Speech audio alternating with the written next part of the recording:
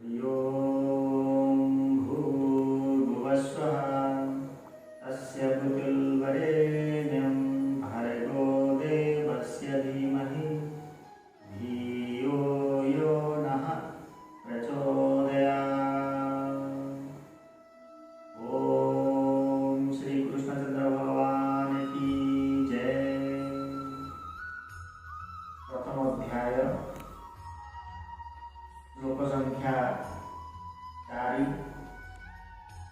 अत्र सुरा महेश्वासा भीमार्जुन समाजुहि जुजुधान विराटश्च द्रुपदश्च महारथा। धृष्टकेतुश्चेकितानः काशीराजश्च वीर्यवान् पुरुजित्तुभुजश्च शैवश्च नरपुङ्गवः युद्धामनुश्च विक्रांत उत्तमौजाश्च वीर्यवान् सौभेद्रो द्रौपदेयाश्च सर्व एव महारथ।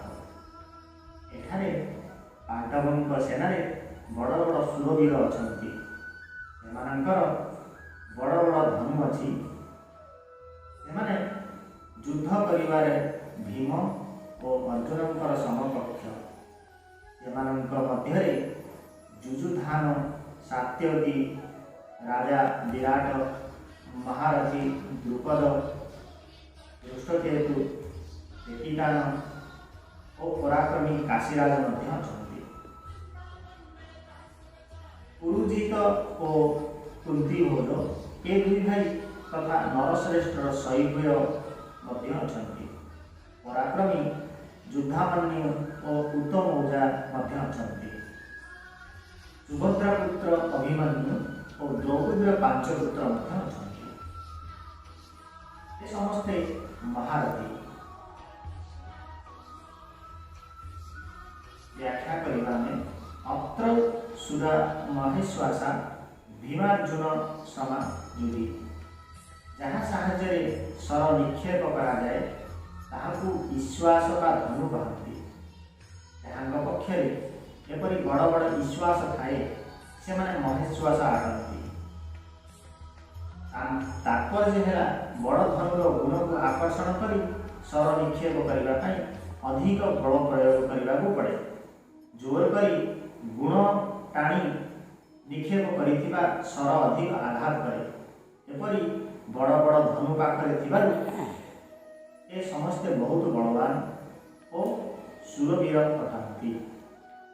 एमाने साधारण योद्धा नुहंती। युद्धरे एमाने भीम और अर्जुन समान अर्थात बलरे भीम सदृश और अस्त्र शस्त्र कलारे अर्जुन सदृश। जुजुधान सात्यकी नारायण सेना थे।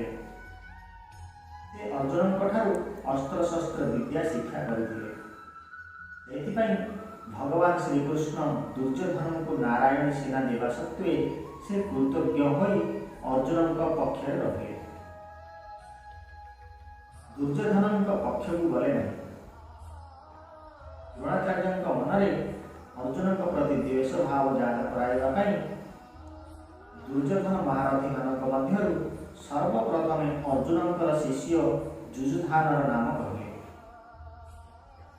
कहबार उद्देश्य है अर्जुन को देखुंती तो ये आपण अस्त्र शस्त्र चलनार विद्या शिक्षा कला एवं आपण ताको वरदान देले। संसार रे तुम समान जेपरी अन्य केही धनुर्धर होई पारिबे नाही मु सेपरी प्रयत्न करी।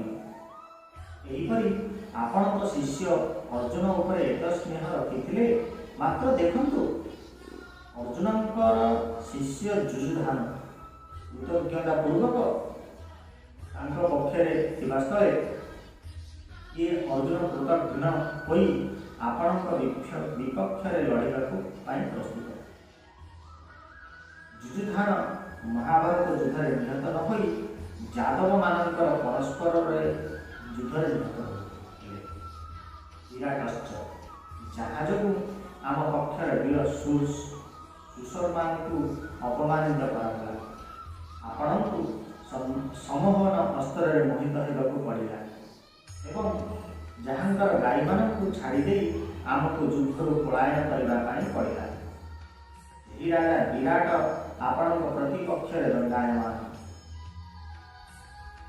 ରାଜା ବିରାଟଙ୍କ ସହିତ ଦ୍ରୋଣାଚାର୍ଯ୍ୟଙ୍କ ସେମିତି କୌଣସି ବୈର ଭାବ ବା ଦ୍ୱେଷ ଭାବ ନଥିଲା। ମାତ୍ର